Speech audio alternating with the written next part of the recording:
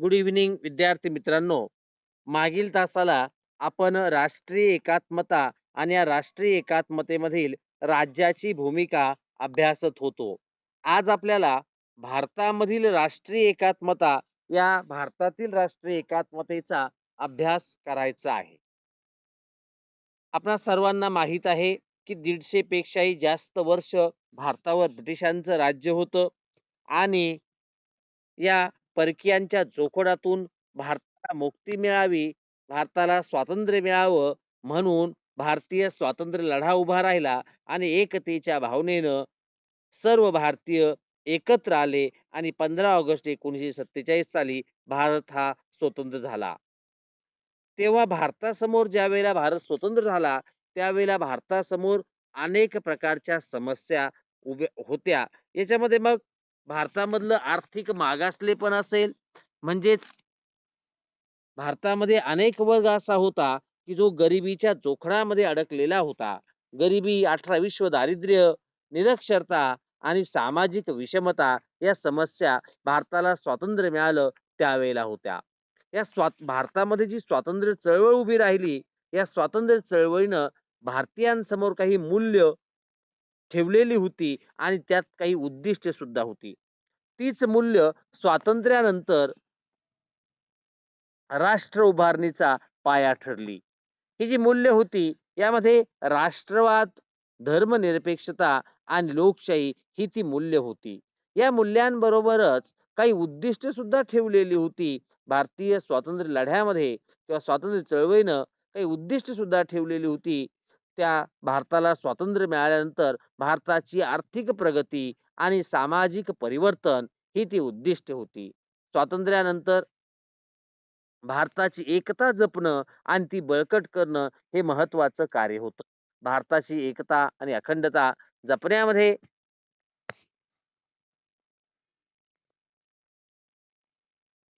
सरकारला, राष्ट्राला, लोकांना मोठ्या प्रमाणावर प्रयत्न करावे लागले.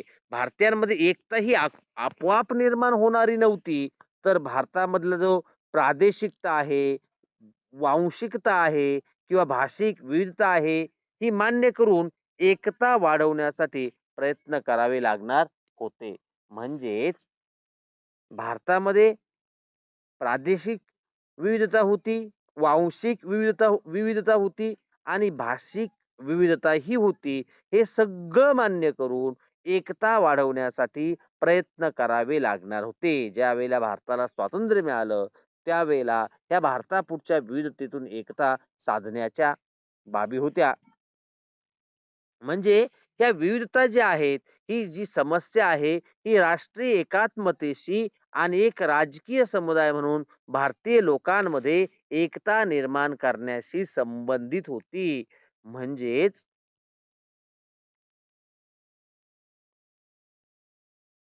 भारतापुढे समस्या कोणत्या होत्या? तर ह्या विविधतेतून एकता निर्माण करायची आणि लोकांमध्ये एकतेची भावना प्रस्थापित करायची. मग अशी ही राष्ट्रीय एकात्मता प्रस्थापित करण्यासाठी आणि समाज परिवर्तनासाठी भारतामध्ये लोकशाही व्यवस्थाच आवश्यक होती. यामध्ये समाजामध्ये सामाजिक बदल घडणं आवश्यक होतं. लोकशाही व्यवस्था आणि आर्थिक प्रगती यांच्या सहाय्यानं भारतातील गरिबी, भारतातील जातीयता किंवा जातीची समस्या किंवा लिंगभेद दूर करता येईल असा विश्वास हा होता, की भारतात जी लोकशाही आहे, भारतानं जर आर्थिक प्रगती केली किंवा भारतातील सामाजिक बदल आहे, हा या सगळ्यांच्या सहाय्यानं भारतातली गरिबीची समस्या दूर करता येणार होती. जातीभेद दूर करता येणार होता आणि लिंगभेद जे आहे, स्त्री-पुरुष भेदभाव हा सुद्धा दूर करता येणार होता. परंतु कशाच्या सहाय्यानं? भारतातील लोकशाही व्यवस्थेच्या सहाय्यानं, भारतातील आर्थिक प्रगतीच्या सहाय्यानं आणि भारतातील सामाजिक बदलांच्या सहाय्यानं भारतातील ही गरिबी दूर करता येणार होती.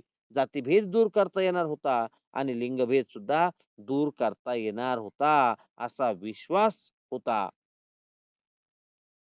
स्वातंत्र्यानंतर भारत हे नवजात राष्ट्र होतं. म्हणजे नव्यानं भारताचं निर्मिती झालेली होती. स्वातंत्र्यानंतर भारत या नवजात राष्ट्रामध्ये राष्ट्रीय एकात्मता निर्माण करण्यासाठी खास जाणीवपूर्वक प्रयत्न करावे लागलेले होते. म्हणजे राष्ट्रीय एकात्मता ही अचानक एकाएकी निर्माण झालेली गोष्ट नाही. भारत हा नव्याने स्वतंत्र झालेला देश होता. म्हणजे नवस्वतंत्र देश होता. नवजात देश होता किंवा नवजात राष्ट्र होतं आणि अशा या नवजात राष्ट्रामध्ये भारतामध्ये स्वातंत्र्यानंतर राष्ट्रीय एकात्मता निर्माण करण्यासाठी जाणीवपूर्वक प्रयत्न करावे लागलेले होते. प्रथमतः संरचनात्मक अखंडत्व आणण्यासाठी म्हणजे संपूर्ण भारताचं अखंडत्व आणण्यासाठी घटनात्मक पातळीवर प्रयत्न झालेले आहे. संविधान किंवा घटना या भारताची राज्यघटना किंवा भारताचं संविधान याच्याद्वारे संपूर्ण भारतामध्ये अखंडत्व निर्माण करण्यासाठी प्रयत्न झालेले आहेत. म्हणजे भारताच्या राज्यघटनेमुळे किंवा संविधानामुळे त्या संविधानातील तरतुदीमुळे भारतात अखंडत्व प्रस्थापित झालेलं होतं आणि भारतीय संविधानानं त्या संविधानामध्ये केलेल्या महत्वाच्या तरतुदींमुळं राष्ट्रीय एकता आणि राष्ट्रीय अस्मिता निर्माण झालेली होती. म्हणजे भारताचे जे संविधान आहे त्याला आपण राज्यघटना म्हणतो. या संविधानामध्ये ज्या वेगवेगळ्या प्रकारच्या तरतुदी केलेल्या आहेत, या तरतुदीमुळं राष्ट्रीय एकता आणि राष्ट्रीय अस्मिता ही निर्माण झालेली होती. ते सहज शक्य झालेलं होतं. कारण भारताची राज्यघटना ही जगातील अनेक देशांच्या राज्यघटनेचा बारकाईनं अभ्यास करून तयार करण्यात आलेली राज्यघटना होती.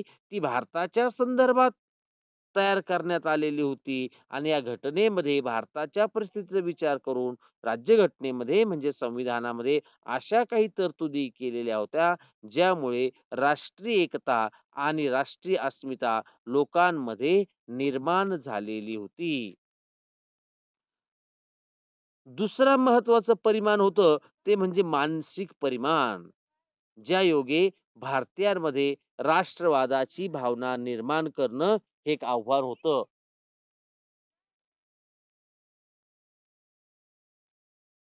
तर भारतीयांमध्ये राष्ट्रवादाची भावना निर्माण करणं हे एक महत्वाचं आव्हान होतं.